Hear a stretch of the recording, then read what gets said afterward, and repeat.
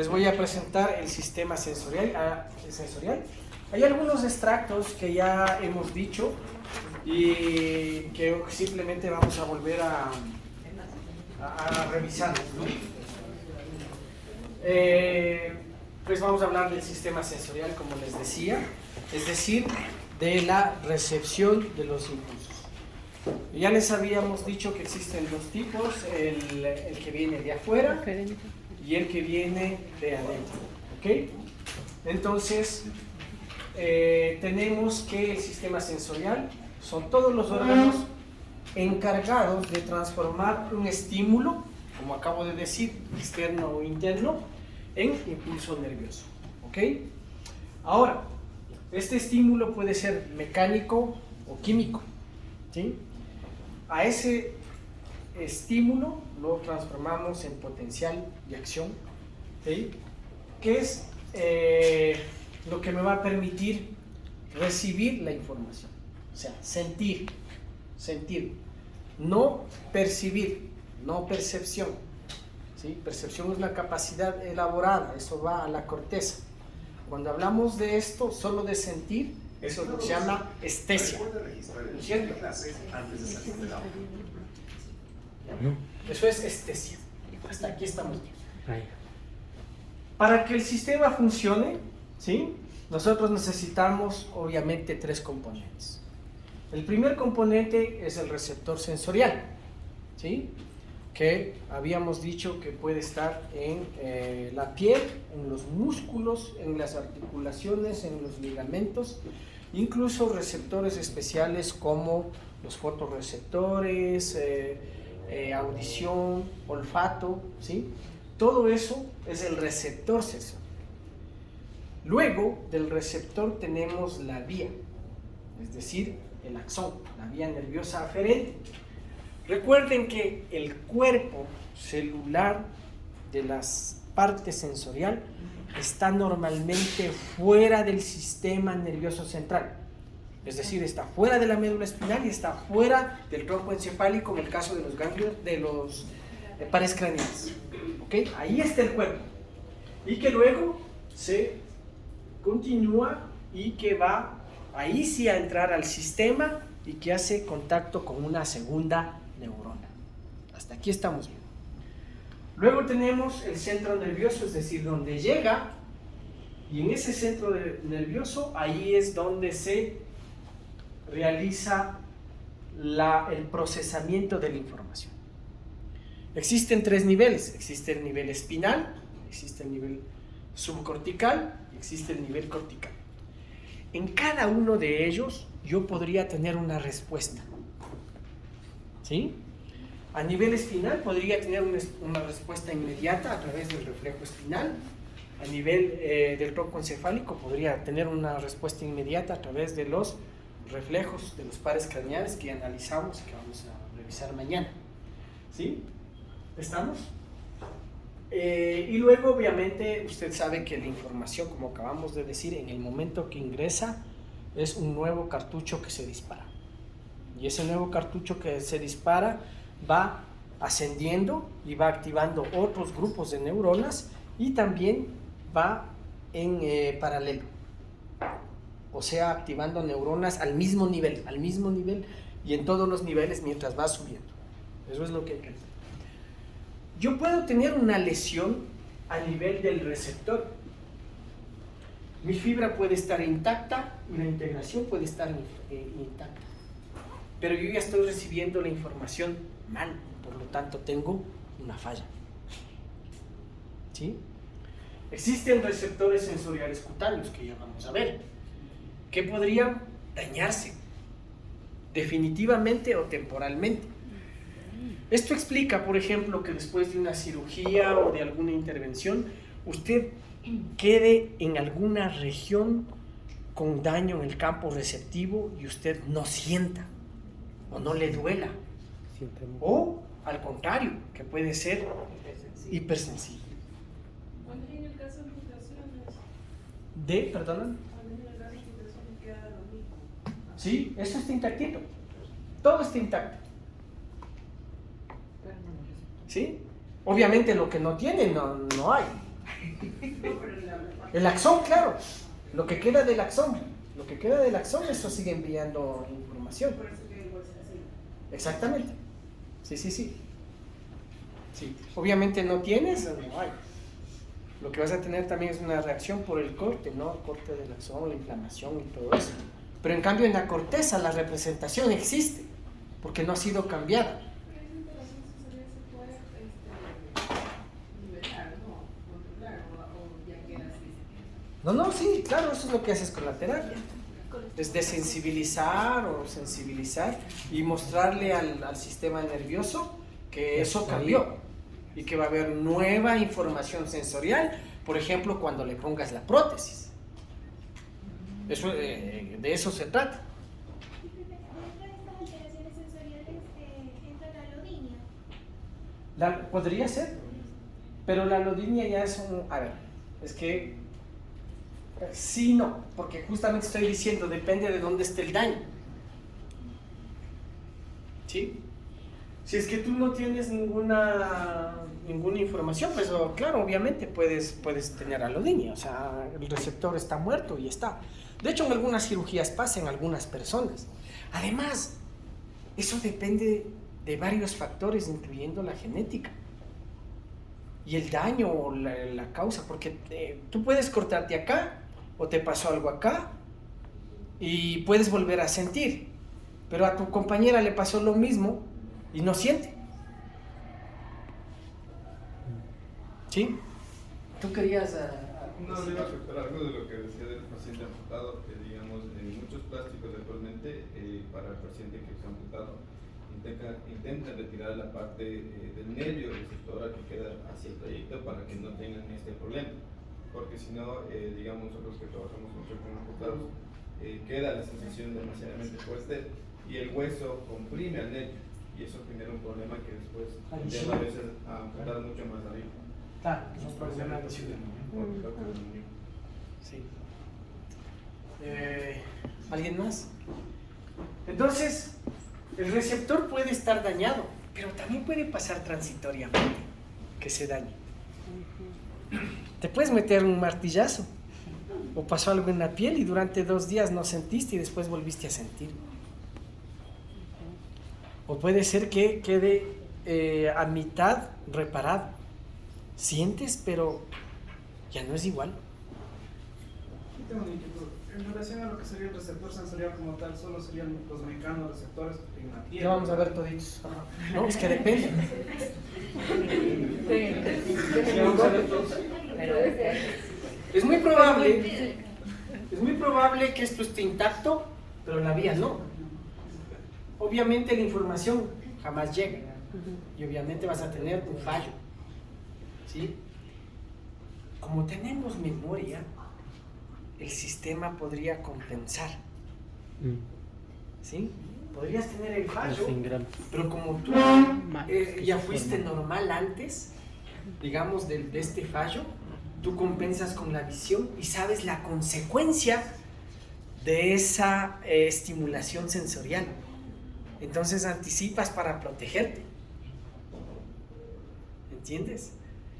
Eso es lo que no puede hacer el niño con parálisis cerebral, pues. Porque nunca aprendió y no tiene guardado eso. No puede anticipar, no sabe. Su sistema nunca aprendió. ¿Estamos? Puede ser que esto esté intacto, que la vía esté intacta, pero que aquí, en el centro nervioso donde se produce la inhibición o la excitación con interneuronas, acuérdense que eso llega también a interneuronas en la médula espinal. Puede ser que aquí la información no se releve. Entonces también no hay estímulo que pasa. Llegó, pero no se trató.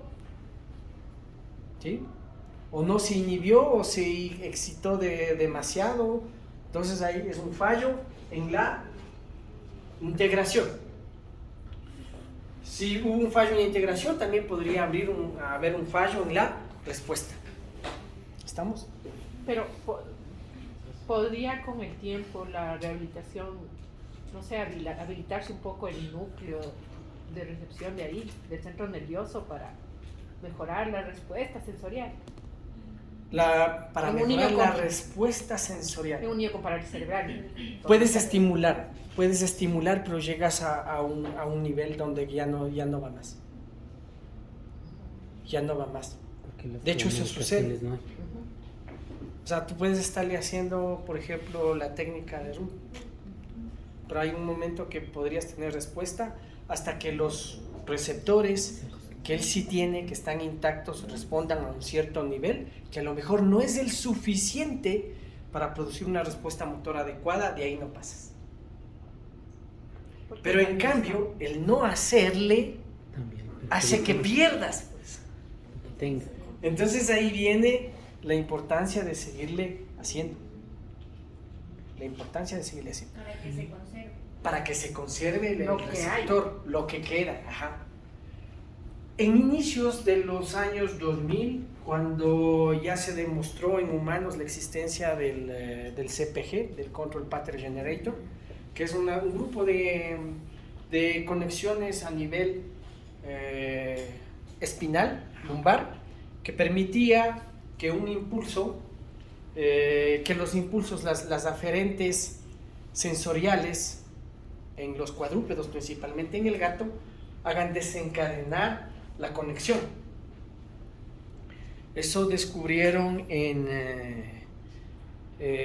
haciendo experimentos con gatos donde les cortaban la médula espinal por completo y les comenzaron a reentrenar en una banda sin fin. El gato logró con el entrenamiento tener primero una postura adecuada para la marcha, solo a través de las informaciones aferentes que transmitían las patas. Después, con el entrenamiento, logró activar el CPG y hacer que automáticamente, cuando arrancaba la banda sin fin, caminara. Incluso el gato aprendió a que cuando le pongan un obstáculo, lo pasaba. Es decir, que tenía un sistema aferente lo suficientemente fuerte y sensible para desencadenar el CPG y producir marcha automática. Pero con el entrenamiento. Con el entrenamiento y en Pero sí estaba cuadrúpedos. cortado. Y se claro, estaba cortado en gatos espinalizados. Pero con la memoria también que tenía antes. No, pero es que no se No llega. porque estaba cortado. No llega. Estaba cortado. Los científicos se volvieron locos, yo estuve en esa época ahí, incluyendo, esto hicieron, incluso el que hizo eso se llama Trevor Drew, que a la final fue el profesor. Les cuento una anécdota, yo siempre llegaba antes y le encuentro a un tipo en pantaloneta que estaba borrando el pizarrón, recogiendo la basura. Saludamos, sí, ya comienza la clase, sí, se fue, salió, papá. Regresó, entró, y de ahí se presentó, él era el profesor. Y después era él el que había hecho los experimentos con los gatos que les estoy contando. Nos compraron el libro, leíamos y al final vimos que era él el que había hecho. Y así con un montón. Conocí a John Francis Kalaska, que trabajó con Georgiopoulos, que son los que codificaron la dirección del movimiento en M1 en los monos para saber cómo funcionaba la descarga, en qué dirección iba el movimiento. Eso es una ecuación realmente que se pasa en M1. Entonces el tipo hacía eso, estaba a la moda en ese momento y se volvieron locos, y el equipo de Sergio Rossignol, que trabajaba con los americanos, dijeron no, como ya descubrieron a nivel celular, porque fue el boom de la biología celular también, dijeron no, esto sí tiene que funcionar en los humanos también, porque lograron aislar motoneuronas e interneuronas en laboratorio e insertarlas en humanos en esa época. ¿Cuál era el problema? Que no conectaban con las otras. Claro, compatible. Entonces la gente se volvió loca y comenzó a entrenar, a hacer experimentos para ver si en humanos podía pasar lo mismo. Miles de millones de dólares, Tuve la oportunidad de conocer a Christopher Reeve, que había quedado hace no mucho paralítico cuando cayó del caballo y se presentó ahí en la Universidad de Montreal a dar una charla, y tenía una fundación que apoyaba eso y metían miles de millones de dólares para que la gente vuelva a caminar. Nunca funcionó. Nunca funcionó, y después se supo que las aferentes sensoriales de los humanos no llegaban ni al 10% de lo poderosas que eran las aferencias sensoriales de los cuadrúpedos, en este caso de los gatos. Eso Al también principio fue- se creyó que se podía hacer. Incluso los rusos intentaron estimulación eléctrica directa al mismo tiempo que había el estímulo. Al mismo tiempo que había el estímulo de la banda sin fin, mandaban impulsos eléctricos directos a la médula espinal para activar el sistema de motoneuronas que permite la coordinación. ¿Sí? 3 pasos, fatigado. ¡Bum! Se acabó. Funcionó en pacientes con lesión parcial de médula espinal, en algunos casos, dependiendo, pero en el otro, nada. Nunca se logró hasta lo que hablamos ayer, que fue nuevo, pero antes de eso hubo ya la idea del exoesqueleto. Entonces, una vez que vino el exoesqueleto, ¡pam! Se fue. Desde la década de los 80 hasta hace no mucho, los científicos se obsesionaron por la marcha. Todo se hizo por la marcha. Se conoce del inicio al fin las fases de la marcha, los receptores, todo el sistema que se activa según Ashner para el tibial posterior, todo lo que ustedes quieran. Se hizo increíble, pero se descuidó el miembro superior porque se obsesionaron con la marcha, o sea que la gente tenía que caminar, y el miembro superior casi nada. Hicieron los exoesqueletos. Ahora hay exoesqueletos locales, o sea, pequeñitos, que te ayudan a la función para articulaciones precisas. Chiquiticos. Entonces, al principio, obviamente se creía en todo esto, y porque, o sea, les hablo de la importancia de las aferencias sensoriales, ¿no? Que existen ya circuitos que están perfectamente hechos, que van en vía directa a 120 metros por segundo para determinar mi posición, postura, la posición del tobillo y todo eso, que es lo que vamos a hablar a través de estos elementos. ¿Sí? ¿Cómo se clasifican? Somáticas generales, que pueden ser cutáneas, que es lo que acabamos de ver, viscerales y propioceptivas, como ya decía, músculos. También existe otra clasificación de los receptores, o de las vías, receptores especiales, que son básicamente los que dan origen a los sentidos, ¿no? Así tenemos el tacto, pues obviamente es a través de la piel, hiper más desarrollado en las manos, porque las manos están hechas para eso, ¿sí? Pero no quiere decir que en las otras partes del cuerpo no existan, ¿no? Y eso hay también en la plasticidad. La gente que ha perdido las manos desarrollan otros lugares donde se envía esa información. De hecho, el lugar de la representación de la mano con el tiempo desaparece y va apareciendo nuevas conexiones del sitio donde tú quieres que aparezca. O sea, el homúnculo sensorial se puede reestructurar. Esa es la plasticidad, ¿sí? En función de cómo yo voy usando. Obviamente el tacto nos permite saber forma, textura, temperatura, consistencia del medio externo de los objetos, ¿sí? La vista, que nos permite determinar el tamaño, color, forma y la profundidad, ¿sí? Luego tenemos el oído, que nos permite distinguir la intensidad de los sonidos y también la distancia, ¿sí? Todo el mundo ha jugado a las escondidas, ¿no es cierto? Cuando era pequeño. Y como usted era bien bandido, ya acabó de contar, ¿no es cierto? Pero como no sabía, usted le obligaba a hablar al que estaba escondido. Le hacía preguntas y usted se iba guiando por la voz. la distancia. Hasta que usted le encuentra, sin haberle visto. Y el otro le iba contestando, y el otro sigue hablando, sí, ya me escondí, sí, ya, ay, salsa. No le vio. Esto explica también, obviamente, la compensación que vemos con las personas discapacitadas, ¿no? Incluso se puede desarrollar a tal punto que logra ser hasta superior al receptor original que fue hecho para eso. Se ha visto casos especiales. Olfato, lo que percibimos obviamente como agradable, desagradable, el gusto, y tenemos los diferentes sabores, ¿sí? Es decir, que existen receptores especializados.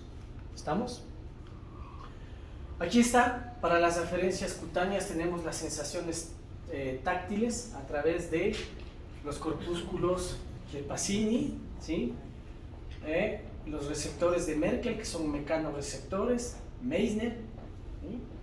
También tenemos sensaciones térmicas a través de Krauss y Ruffini, y sensaciones de dolor a nivel de la piel. Al interior mismo ya, a nivel de músculos, tendones y articulaciones, tenemos receptores propioceptivos. Aquí se incluyen los musculares que ustedes ya se aprendieron de memoria, los anuloespirales y los Ramilleti, y los órganos tendinosos de Golgi. ¿Okay? También existen para las vísceras, porque existen receptores también de las vísceras. Son receptores que se activan, por ejemplo, durante un movimiento, y receptores para dolor. Aquí es menos complicado, es movimiento y dolor, no más en las vísceras. Uno sí puede sentir cuando se le mueve algo, y sobre todo cuando le duele. Esos receptores son de baja localización espacial, ¿sí? Y normalmente son fibras A delta y fibras tipo C. Eso ya habíamos aprendido, ya se saben de memoria. Todos los receptores sensoriales tienen características específicas, ¿sí? O sea, la especificidad, que quiere decir que hay un receptor para cada tipo de estímulo, ¿sí? Frío, caliente, desplazamiento, forma, hay un receptor, ¿sí? Otra característica de los receptores sensoriales es que se adaptan. ¿Qué quiere decir? Que un estímulo por tiempo prolongado disminuye el envío de potenciales de acción, ¿sí? Ya se va adaptando. Como cuando usted no usaba reloj, se volvió a poner reloj y usted al inicio siente el peso, pero después ya se adaptó, no se da cuenta que usted tiene un reloj. ¿Estamos? Esa es la capacidad de adaptación. Ya no envía información sensorial todo el tiempo, disminuyen la cantidad de potenciales de acción. La codificación: a mayor intensidad del estímulo, mayor número de impulsos nerviosos, siempre. Es decir, yo ya me olvidé, ¿no es cierto?, que el reloj está ahí, pero yo le toco, pim, boom, estimulé, ahí va más, ¿sí? O yo cambio el umbral y ahí estimulo más, codifico. Otra vez voy a llegar a una adaptación, y así es cuando yo puedo seguir modulando y yendo más lejos, más lejos, más lejos, más lejos. La otra característica es la transducción. Esta es la capacidad que tiene para transformar el estímulo externo que usted está recibiendo en potencial de acción. O sea, en algo que mi cerebro puede leer, porque si no, no sería compatible. Y cuando no es compatible, no funciona. Todas las ciencias de la computación y lo que conocemos hasta ahora fue desarrollado a través del sistema nervioso central. Todas las funciones de la computadora, todo lo que hace, es hecho a través del sistema nervioso central. ¿Sí? La inteligencia artificial, todo lo que ustedes quieran. Entonces, existen características especiales, existen receptores específicos. Existe una clasificación por la localización y por el tipo de estímulo. Por la localización existen los esteroreceptores, que son los que ya habíamos visto, que están en la piel, ¿no es cierto? Incluso tenemos los especiales, los interoreceptores. Aquí se incluyen los visceroreceptores que ya les acabé de hablar, son los que captan obviamente el movimiento y todo lo que habíamos dicho, la modalidad y todo al interior, ¿sí? Y los propioceptores, que están en los músculos, en las cápsulas, en los ligamentos, ¿ok? Según el tipo de estímulo, existen receptores que captan solo dolor. Eso se llaman nociceptores, ¿sí? Recuerden que el dolor puede activarse por un estímulo demasiado fuerte o por un cambio de temperatura extremo. Mucho calor produce dolor también, y mucho frío también produce dolor, ¿sí? Tenemos mecanorreceptores, por ejemplo, en la audición, es el martillito que hace que vaya golpeando, vibre, que conecta. Mecanorreceptores para la presión, lo vemos ahí, ¿sí? Desplazamientos. Termorreceptores, que miden la temperatura, como dijimos, Ruffini. Fotorreceptores, este es específico solamente para la visión, donde reaccionan los conos y los bastones. Acuérdese que sin luz no hay visión, ¿sí? A pesar de eso, en la extrema oscuridad, el ojo puede adaptarse, usted ve la escala de gris, ¿sí? Quimiorreceptores para el gusto y el olfato. Esto ya habíamos visto, el tipo de fibras, ¿sí? Ya se saben de memoria, las que están en el uso muscular, las bien mielinizadas y súper rápidas, las medianamente mielinizadas, las poco mielinizadas y las fibras tipo C. Estos son las fibras tipo alfa, a beta, a delta y las fibras tipo C, ¿sí? A nivel sensorial les llaman 1A, 2, que son para la propiocepción, son las musculares que habíamos visto, ¿de acuerdo? Sí, también. La velocidad, bueno, esto es lo mismo, es según el autor, esto está en español, de pronto es otro autor, de pronto aquí te cambia a 10 segundos, 5 segundos, nos vamos a... ¿sí? Lo que sí hay que saber que es, por ejemplo, que en el tacto están los de Merkel, Meissner, Pacini y Ruffini, ¿sí? Y la propiocepción básicamente en el uso muscular. Aquí tiene todos los receptores. Aquí usted está viendo los musculares, aquí tenemos los anorespirales y tenemos los ramillete, que son intrafusales, ¿no es cierto? En cuanto a la piel, usted tiene aquí los receptores del folículo, que son los que están en los cabellos. Usted, cuando hace un vientecito, le soplan, usted sí sabe de qué dirección viene, porque es un receptor sensorial, ¿sí? ¿Estamos? Los de los cabellos son precisos, los de los vellos son menos precisos. Estos son, por ejemplo, los del cabello, hay los de adaptación rápida y los de adaptación lenta. Adaptación rápida quiere decir que enseguidita que pasa el estímulo se adaptó y ya no envía el mensaje. Adaptación lenta quiere decir que llega, pero le mantiene y sigue enviando la descarga y sigue enviando la señal. ¿Estamos? ¿Sí? O sea, ahí sintió, se acabó. ¿Estamos? ¿Sí? Entonces, los folículos para los vellitos son de adaptación lenta y rápida. ¿Ok? Las fibras tipo C, que son terminaciones, recuerde, más para el dolor, ¿sí? Tiene aquí los corpúsculos de Meissner, que están aquí, que son de adaptación rápida, y la fibra es a beta, es decir, son rápidos enviando la señal también, ¿sí? Son un poco menos mielinizados, efectivamente. Tienes las células de Merkel, que son de adaptación lenta. No, de adaptación lenta quiere decir que se mantiene el estímulo, ¿no? La otra cosa es la velocidad, no hay que confundirse, ¿sí? Entonces tiene las células de Merkel y las terminaciones nerviosas que son a delta.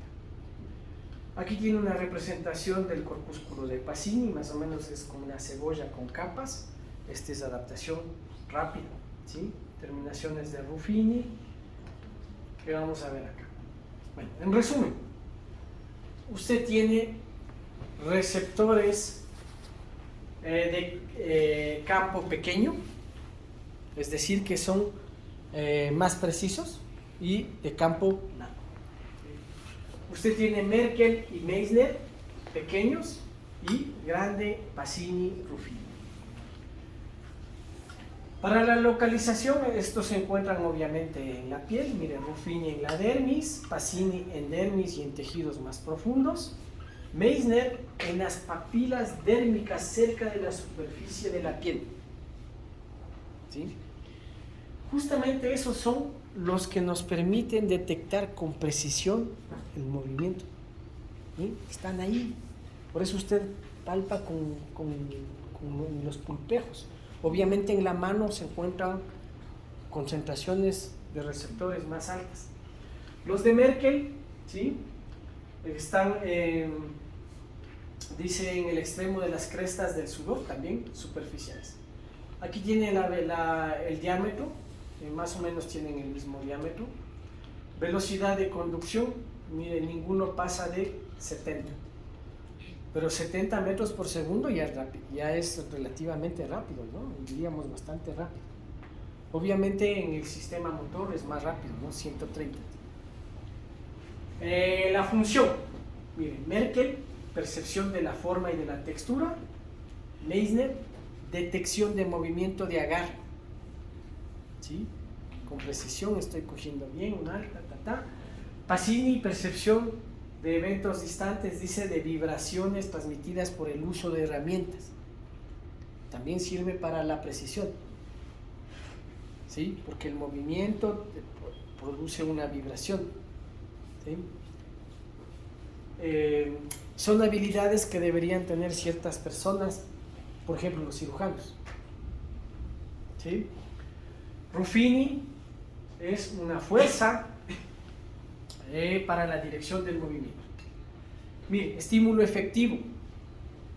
Para estimular Merkel, bordes, puntas, ángulos, curvo, eso es Merkel. ¿Okay? Meissner, el movimiento de la piel. Piel como se va desplazando. Pacini, vibración, habíamos dicho. Y Ruffini también, estiramiento de la piel. ¿Estamos? Miren cuántos se encuentran en el pulpejo de los dedos. Merkel. Existen 100 receptores por centímetro cuadrado. ¿Cuánto es un centímetro cuadrado? Más o menos la superficie de su dedo índice. Eso es un centímetro cuadrado. Vamos.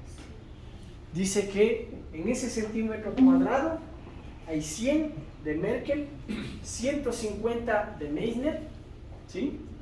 20 de Pacini y 10 de Ruffini. ¿Vamos? Ahí va mostrando más o menos la concentración. Mire, agudeza espacial, 0.5 milímetros, 3 milímetros, y aquí son menos, es más específico, nanómetros. Aquí va la respuesta en Hertz. La frecuencia se mide en Hertz, ¿sí? La frecuencia al momento que descarga algo. Por ejemplo, yo puedo decir una presión por segundo, o presiónale a 1 Hz por segundo. 1, 2, 3, estoy presionando a 1 Hz por segundo, para que tengan una idea. ¿Ok? Dice que aquí es a 5 Hz por segundo. Aquí a 50. ¿Da cuenta cuánto descarga en un segundo? Ya le estoy diciendo que un segundo es esto. Pero cuando yo hago así, ese descargó 50. A 200 Hz y a 0,5. ¿Ok? Esto es importantísimo, la frecuencia de descarga. Ya vamos a ver después.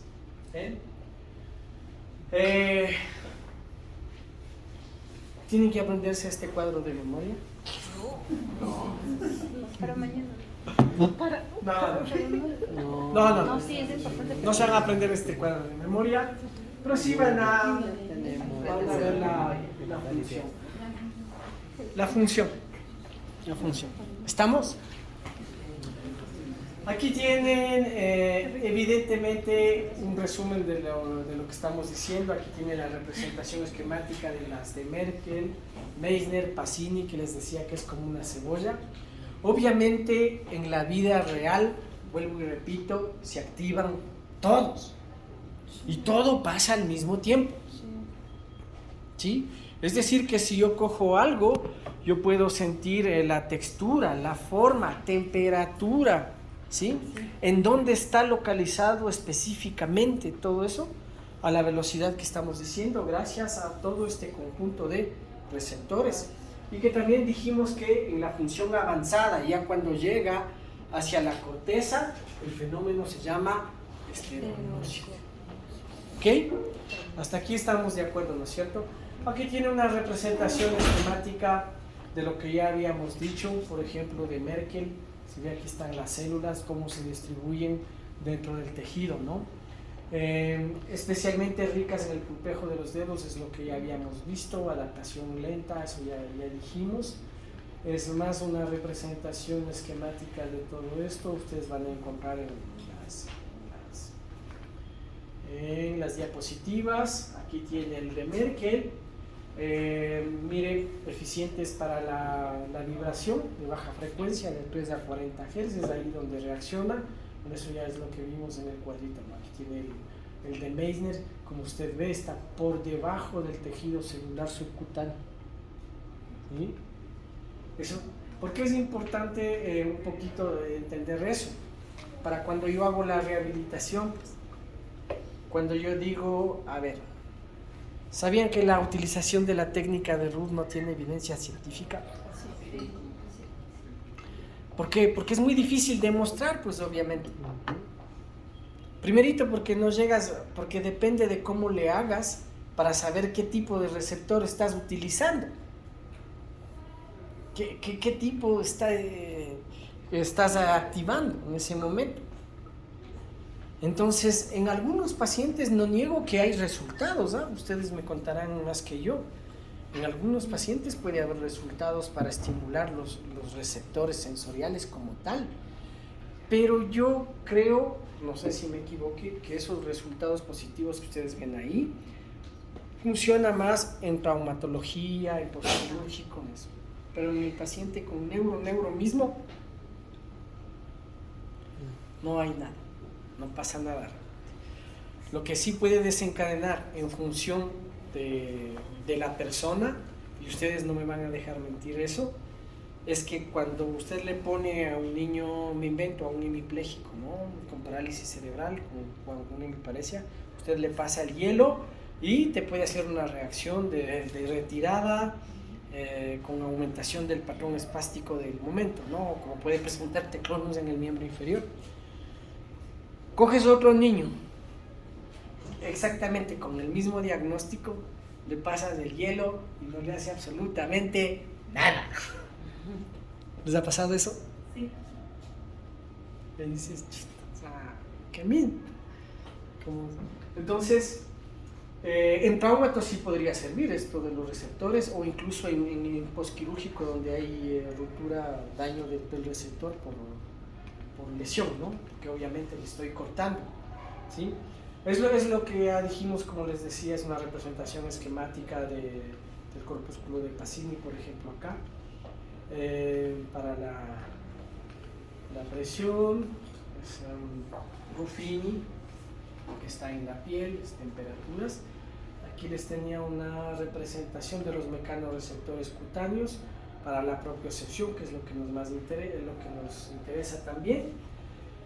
Obviamente, cuando yo tengo una lesión, por ejemplo, la compañera se lesionó el tobillo, hay edema o hay sangre, esa sangre comprime el receptor sensorial, o el aumento de la presión a nivel local comprime el receptor sensorial y lo hace menos específico, aparte de la información del dolor por ruptura. ¿Entiende? Por eso es que después se inventaron, porque en mi época, cuando recién comenzamos a hacer la rehabilitación, no se hablaba, pues no se decía de que, ay, le voy a rehabilitar la propiocepción. No, sino que simplemente íbamos al problema. No se analizaba tanto la causa, sino la consecuencia. Es decir, le voy a bajar el edema, le voy a vendar, le voy a hacer reforzamiento muscular, pero no se pensaba en todo esto. Y en realidad eso sí sucede. ¿Sí?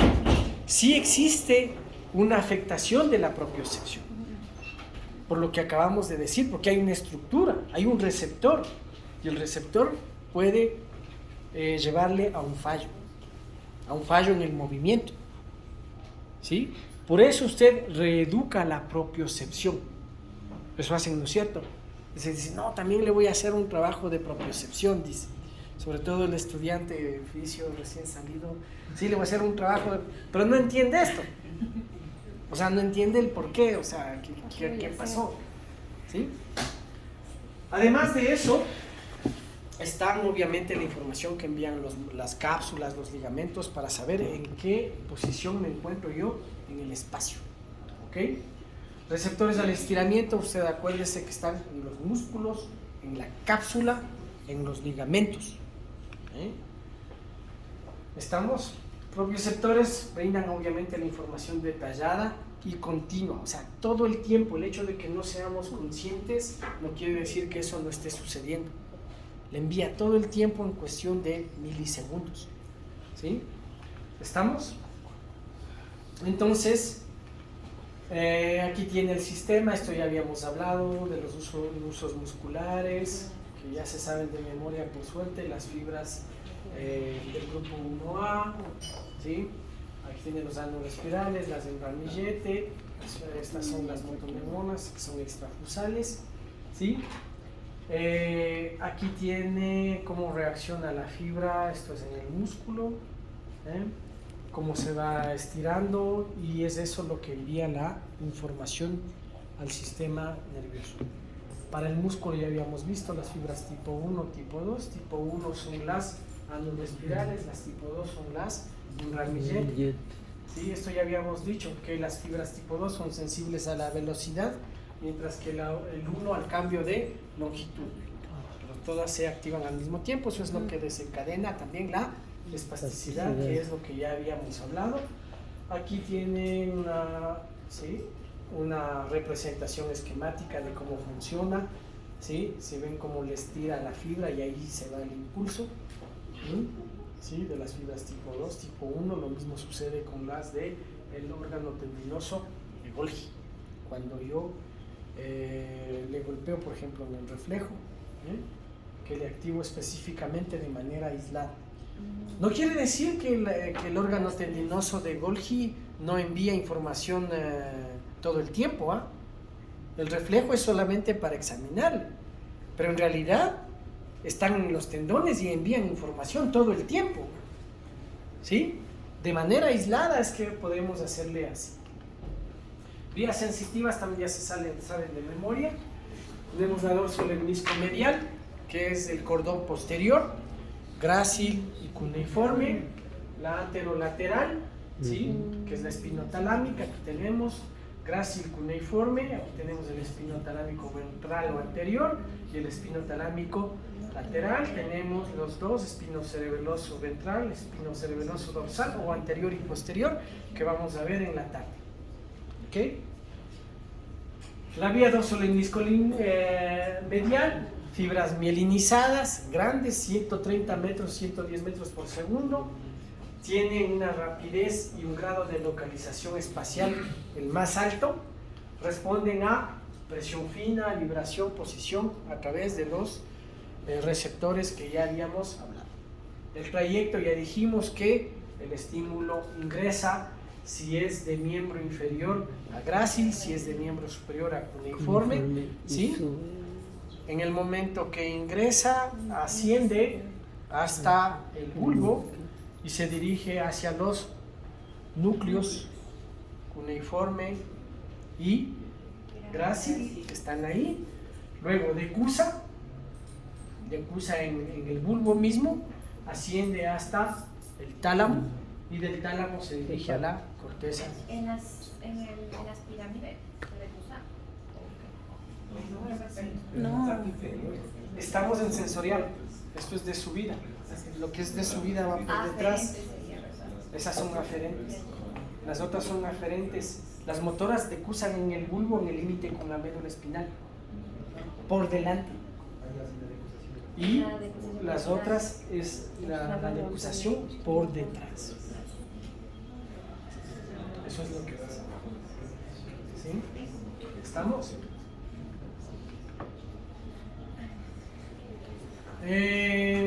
Ya vimos esta. No, es la misma vía, es justo que es la decusación, ¿sí ves? Que llegan acá a los dos núcleos y de ahí cogen la columna dorsal medial que se llama, por eso se llama la vía así, columna dorsal medial, y se van al tálamo. ¿Sí? Ahí se van al tálamo que está aquí, ¿sí ven? Y del tálamo a la corteza contralateral, porque ya decusó. ¿Estamos? La vía enterolateral, ya habíamos dicho que la información en este caso apenas ingresa a la médula, hace contacto con la motoneurona, la segunda que está en las láminas de red, la sustancia de Rolando, si quiere, otras láminas. De ahí decusa y sube hacia el tálamo y del tálamo se dirige hacia la corteza. Fibras mielinizadas pequeñas, velocidad de 8 o 40 metros por segundo, ¿sí? Son menos rápidas, grado de localización espacial escaso, responde al dolor, ¿sí? Sensaciones térmicas, sensaciones de presión, tacto grosero, picor y sensaciones sexuales. Es realmente el tacto grosero. Es cuando usted le dice a alguien, oye, me pica la espalda, ráscame. Aquí sí, más arriba no, más abajo acá, no sé. Ya el otro se cansó y dice, ya no sé dónde, ya no. O sea, sabe que hay un estímulo que sabe y que no sabe en dónde. Igual que las sensaciones sexuales, ¿no? Solo sabe que llegó, pero no sabe de dónde, ni cómo fue, solamente que estuvo rico. Para algunos no se sabe de dónde, depende de cada uno, ¿sí?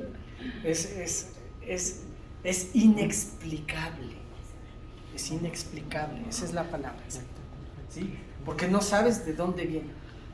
Trayecto se origina en la lámina 1, 4, 5 y 6 del asta dorsal, ¿sí? Decursan por la comisura, se van tomando los dos fascículos, llegan al tálamo, a los núcleos intralaminares y al complejo ventrovasal. Núcleos intralaminares, por lo tanto, está relacionada con el dolor. Algunos autores, mire, aquí está la vía, ¿sí? Cómo va tomando, sea el grácil, sea el cuneiforme, si es que es miembro inferior, miembro superior, eso es lo que va explicando. Sube hacia el tálamo y del tálamo hacia la corteza. ¿Ok? Se dirige hacia la cisura de Rolando, que es en la parte posterior. Él le va informando sobre la percepción y dónde está mi cuerpo en el espacio. Pero también para todo esto hay que irse entrenando también. No es tan fácil.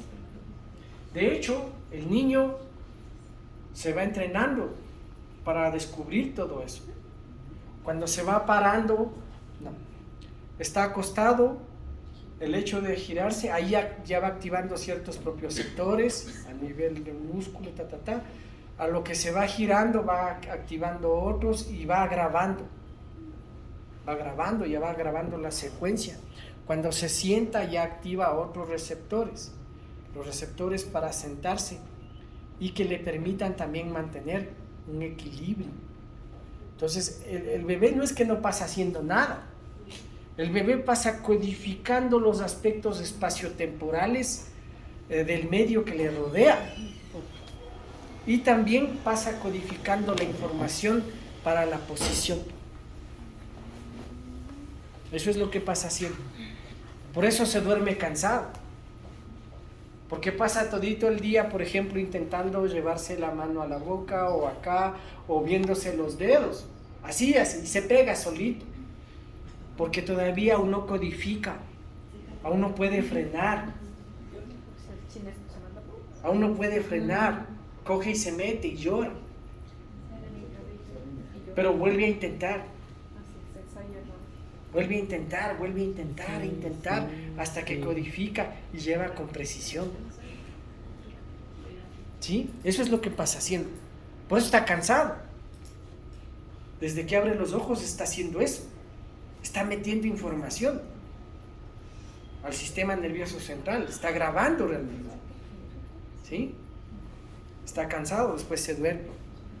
Y como en el sueño está confirmado que es ahí donde justamente se producen las conexiones de las dendritas que van a optimizar ese proceso en el desarrollo. ¿Sí? Entonces, por eso es importante dormir. Si se duerme, si su hijo, su niño, no importa la edad que tiene sueño, déjele que se duerma. ¿Sí? No le va a estar, no te duermas. Tiene que dormirse, punto, no pasa nada. ¿Estamos?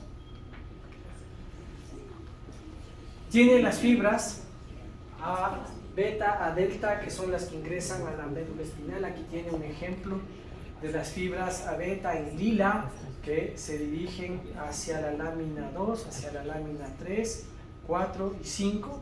Y tiene las fibras A delta, que son más bien las de el dolor, poca localización espacial, que se dirigen a la lámina 5. Y aquí tienen verde las fibras C, también dolor, lámina 5. ¿Ok? Esas son básicamente las que transmiten el dolor. Obviamente estas son un poco especializadas, como ya habíamos dicho. ¿Sí? Y transmiten a baja velocidad, ¿no? 2 metros por segundo. Desgraciadamente por eso el dolor es constante y siempre nos está doliendo. ¿Sí? Además es de adaptación lenta.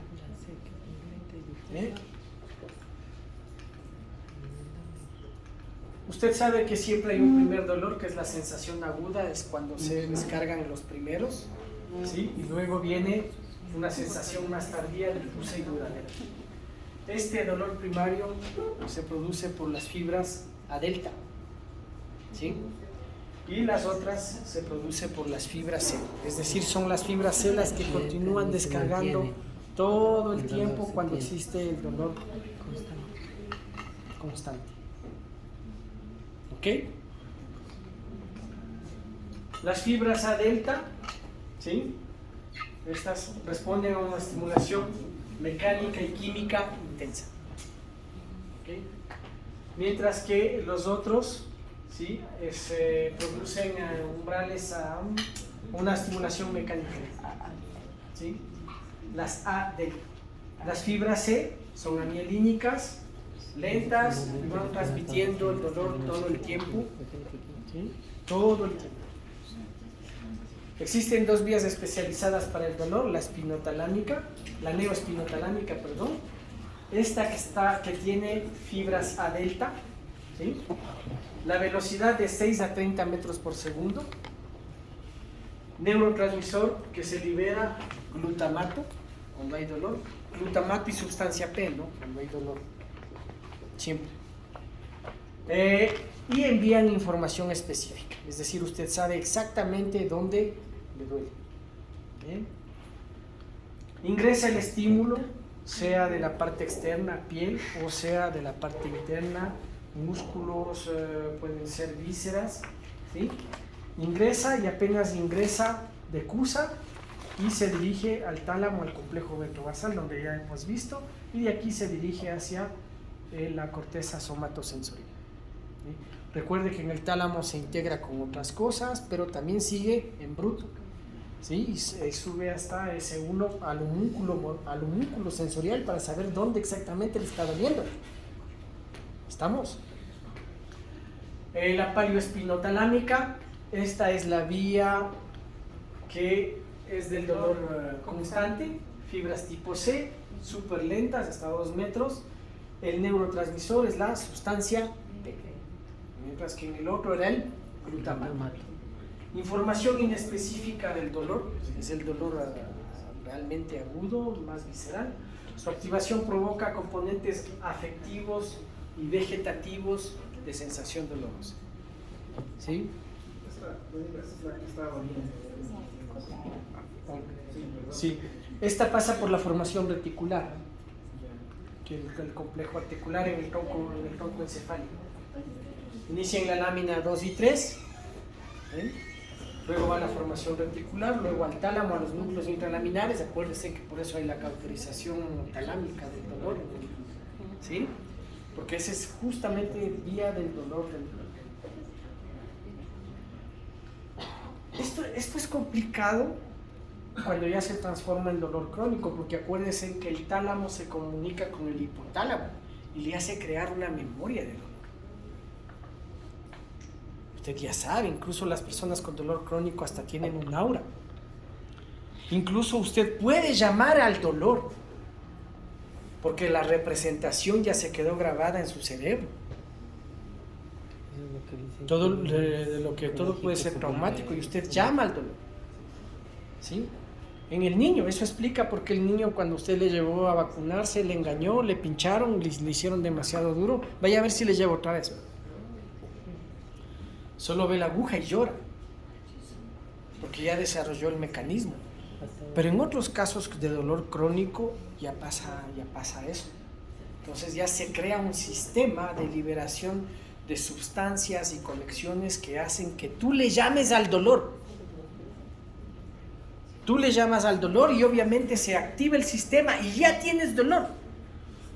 O sea, dolor verdadero, aunque el estímulo aún no haya llegado o no haya tenido la suficiente intensidad, porque tú guardaste la representación de ese dolor. Ahí viene la terapia psicológica, psiquiátrica. En nuestro caso es muy frecuente ver que el paciente con dolor musculoesquelético tiene tendencia a guardarle. La lumbalgia que se produce por dolor inespecífico, es decir, por la presencia de puntos gatillo, le bloquea al sujeto. Y el movimiento lanza el dolor. El paciente no se mueve. Si le tocas, el músculo está contraído, tampoco se deja y lanza el dolor. Y el paciente se cierra en el dolor, se ofusca y no quiere que le hagan nada. ¿Sí? En otros casos, tú ya le dices al paciente, le explicas que tiene un dolor en el músculo, que es un dolor muscular. Sin embargo, tú vas a trabajar ese músculo, pero apenas le activas, el paciente te contrae, por ejemplo. Te contrae los músculos y ahí lo que él está haciendo es guardando su dolor. Le está protegiendo al dolor.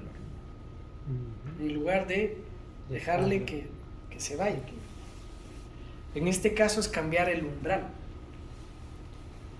Es cambiar el umbral. Decirle, te va a doler, pero déjale a tu cabeza, al sistema, que se abra para que vaya disminuyendo. O sea, le cambias el umbral. Y a partir de que le cambias el umbral, ahí puedes trabajar. ¿Estamos? Obviamente en casos complejos como dolores crónicos es mucho más difícil, ¿no? De hombro doloroso, hombro congelado, ahí estamos hablando ya de este sistema, ¿no? Que va directito al tálamo, hipotálamo, par desencadena y vamos. Y algunas personas ya se bloquean, o sea, ya el dolor crónico vino, ya se bloqueó el dolor, ya no hay nada que hacer. En ese momento no hay nada que hacer. Sí, Si es bien grave, va a urgencias, directo, no hay nada que hacer. Es súper complejo, ¿por qué? Porque está implicado el hipotálamo y el sistema límbico. ¿Estamos? ¿A qué se refiere con provoca los componentes afectivos y vegetativos? Eso, justamente, el afectivo, el emocional. Te emocionas ya dolor. A que tú le guardas. algunas personas incluso ya después crean un círculo vicioso en torno a eso. ¿Entiendes? O sea, ya es, o sea, a mí me duele, necesito atención, o sea, es ya bastante complejo. Sí, a eso se refiere, ¿sí? Con el componente afectivo. Y vegetativo ya va directo, ¿no? Te digo, es automático. Sí, o sea, entendiendo la guía final, no sé si tú has tenido, pero digamos, están colocando unos electrodos con los dolores muy crónicos. ¿A nivel local? Sí, que colocan a nivel medular.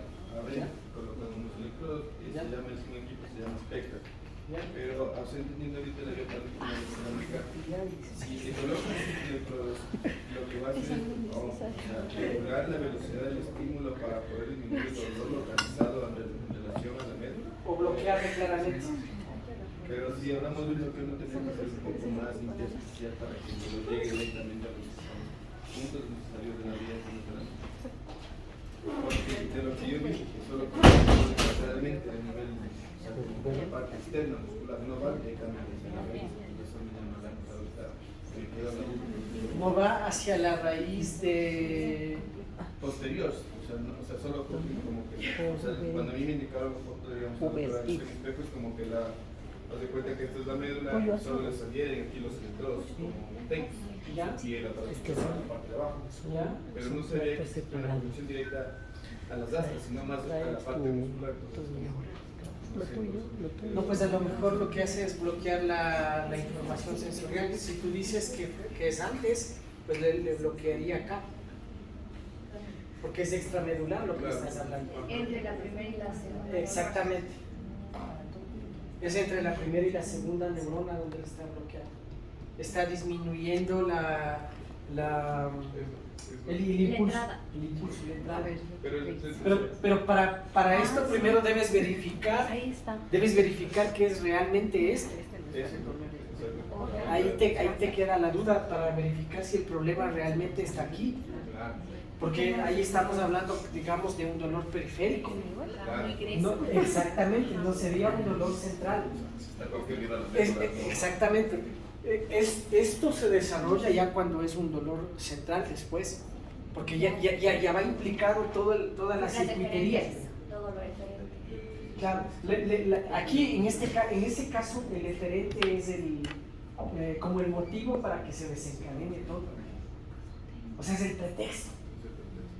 Es el pretexto, no es la causa real. Y lo que pasa es que el cerebro aprende eso. Ese es el problema. Que el cerebro aprende eso. ¿Sí? Ahora funciona, lo que estás diciendo funciona bien cuando tienes bien determinado que, por ejemplo, es por hipersensibilidad o por una sobredescarga de los receptores a nivel cutáneo o a nivel muscular. Claro, pero digamos de mi paciente no funciona, el señor sí, cuando tiene el electrodo, le siguen subiendo la corriente porque es lo que yo le veo que le hace y no le quita el dolor. Obviamente, porque es lo que estamos diciendo, ya ves. Es lo bueno esto que permite comprender. Sí, vamos a parar aquí luego porque si no después ya vamos a parar aquí, va a hablarles del dolor referido y de la teoría de Wolff y Melzack, de la puerta de control. ¿Si han escuchado eso del dolor? Sí. Ya. Bueno, paremos ahí porque...